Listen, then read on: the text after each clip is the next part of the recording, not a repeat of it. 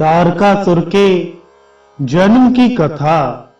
भीष्म जी ने पूछा, ब्राह्मण अत्यंत बलवान तारक नाम के दैत्य की उत्पत्ति कैसे हुई?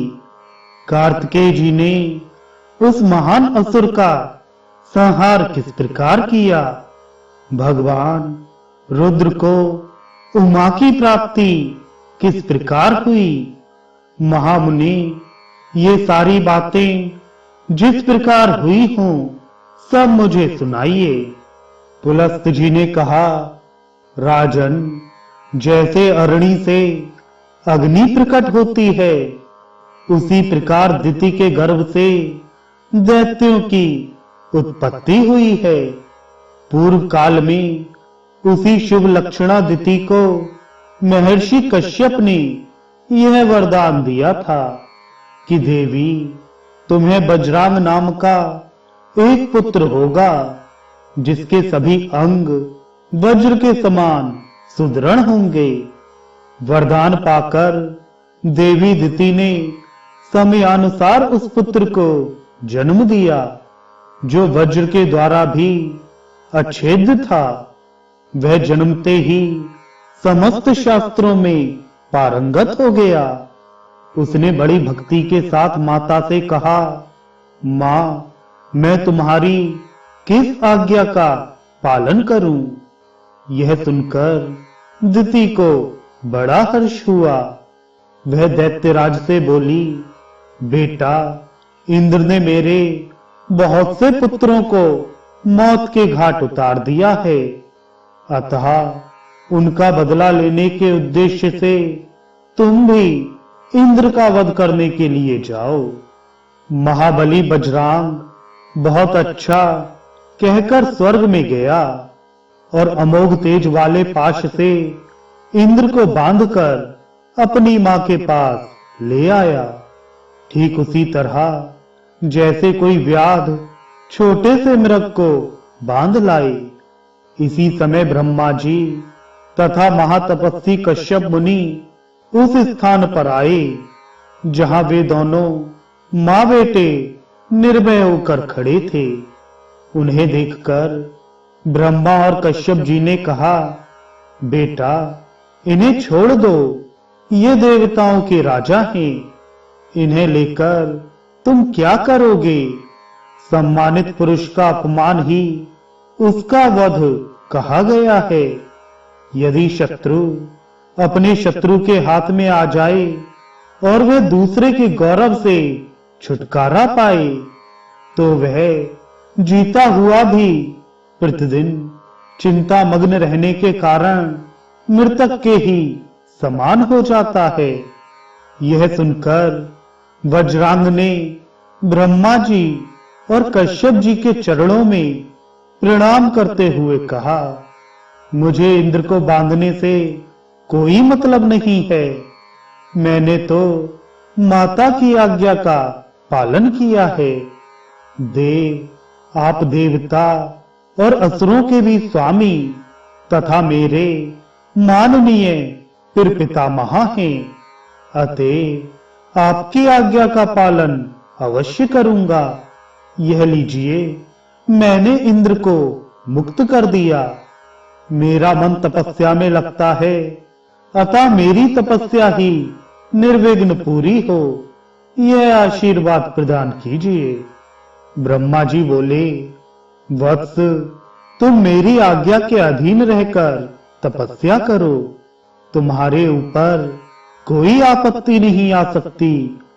तुमने अपने इस शुद्ध भाव से जन्म का फल प्राप्त कर लिया। यह कहकर ब्रह्मा जी ने बड़े बड़े नेत्रों वाली एक कन्या उत्पन्न की और उसे वज्रांग को पत्नी रूप में अंगीकार करने के लिए दे दिया। उस कन्या का नाम वरांगी बताकर ब्रह्मा जी वहां से चले गए और वज्रांग उसे साथ ले तपस्या के लिए वन में चला गया। उस दैत्यराज के नेत्र कमल पत्र के समान विशाल एवं सुंदर थे। उसकी बुद्धि शुद्ध थी तथा वह महान तपस्वी था। उसने 1000 वर्षों तक बाहें ऊपर उठाए खड़े होकर तपस्या की। तदनंतर उसने 1000 वर्षों तक पानी के भीतर निवास किया। जल के भीतर प्रवेश कर जाने पर उसकी पत्नी वरांगी, जो बड़ी पतिव्रता थी, उसी सरोवर के तट पर चुपचाप बैठी रही और बिना कुछ खाए पिए घोर तपस्या में प्रवृत्त हो गई। उसके शरीर में महान तेज था। इसी बीच में 1000 वर्षों का समय पूरा हो गया।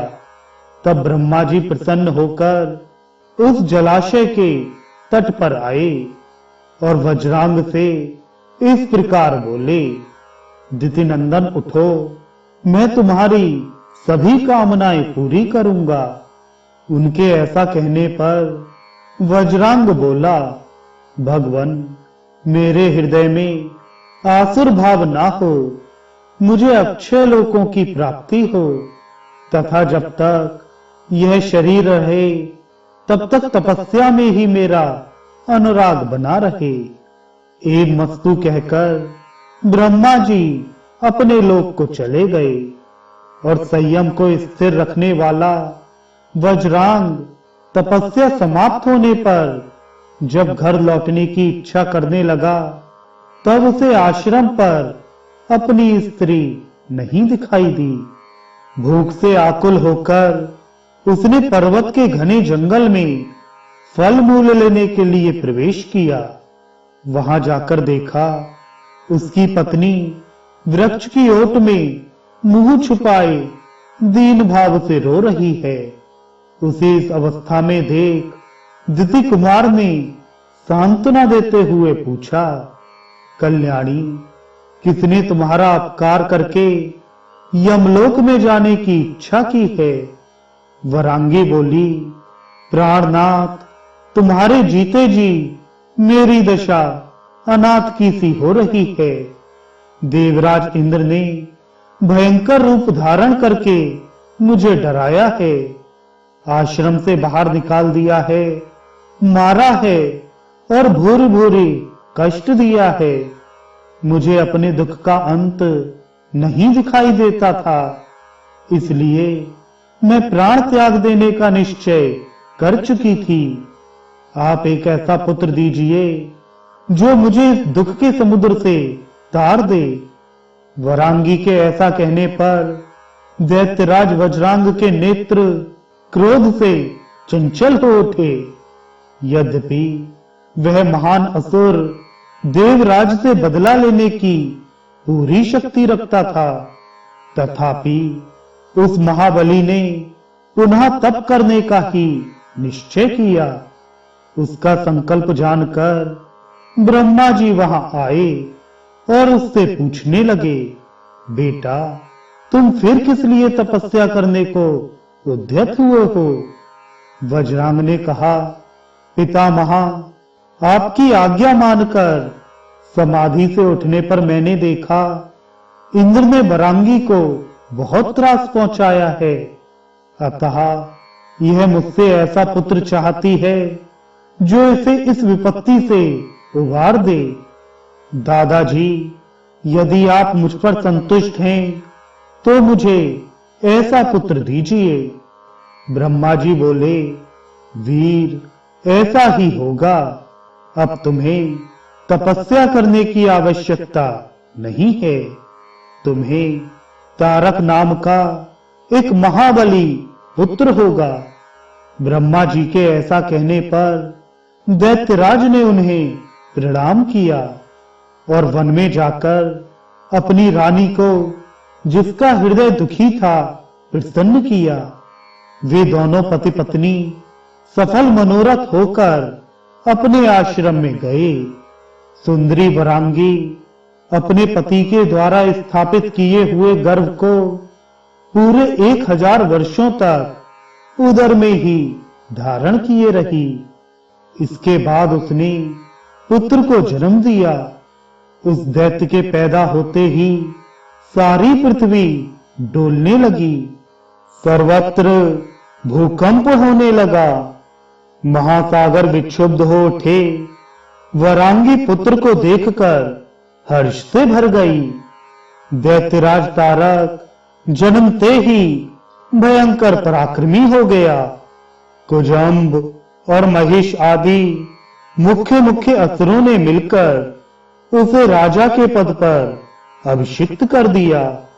दैत्यों का महान साम्राज्य प्राप्त करके दानव श्रेष्ठ तारक ने कहा, महाबली असुरों और दानवों, तुम सब लोग मेरी बात सुनो। देवगण, हम लोगों के वंश का नाश करने वाले हैं।